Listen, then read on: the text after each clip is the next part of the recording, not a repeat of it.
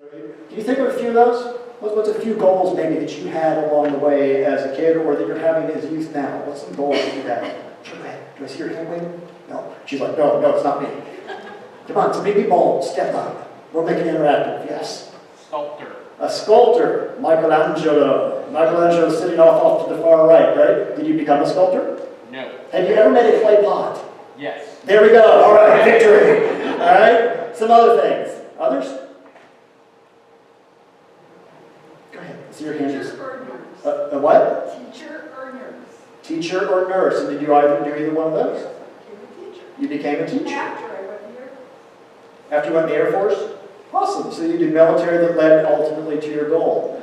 Right? And sometimes there's these things that when we're kids we want to do, and we think that's going to be the thing that we're going to do, and it turns out not to be the case. One of my big fans that I used to love watching was Evel Knievel.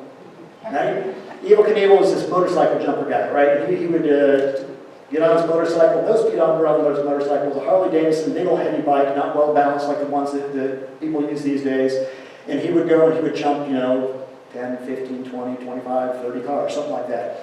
And so I thought I could be Evel Knievel, and I think every kid in my generation thought they could be Evel Knievel, and so we would make ramps, right? We put these big old ramps, plywood, sheet of plywood, and it'd be up off the ground about this high, and we have another piece of wood here, and we would ride our bikes, and we pedal really hard, try to go really fast so that we could catch some air, right? And you go, whew. Well, of course, being kids, that's not high enough. Let's push the envelope a little bit and try and build it up a little bit higher. And we're not realizing as we're doing this, the plywood is not a thick sheet of plywood. You hear what I'm saying? Right? Nor is the brace that is over here holding up the plywood actually affixed and attached to the piece of plywood. And so we keep riding and we're doing this and not paying attention until ultimately there's that one kid that's going to go over, and what happens? It cracks. And bad, right? So all kinds of stuff is happening. And so as kids, we come to learn through trial and error that there's these mistakes that can be made, there's directions that we're going to go, and yet somehow, in some way, we may not end up going that way. We make mistakes. And so we've been talking about the past few weeks, we talked about the idea of having goals, period, right at the beginning, and saying, what at the end of this year do we want to be thankful for? What at the end of the year are our goals that we're thinking, we want to be thankful for this when we get down to December 31st of this year, that we would be able to bow our knee before God and say, God, thank you. Thank you for helping me to be able to accomplish this goal or these goals as I was moving forward into the year. Last week we talked about that there has to be a why behind it.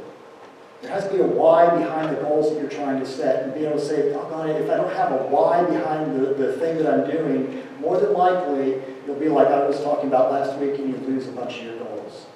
You don't hold on to them, they go away, and so within a month or so, those goals are right off the list.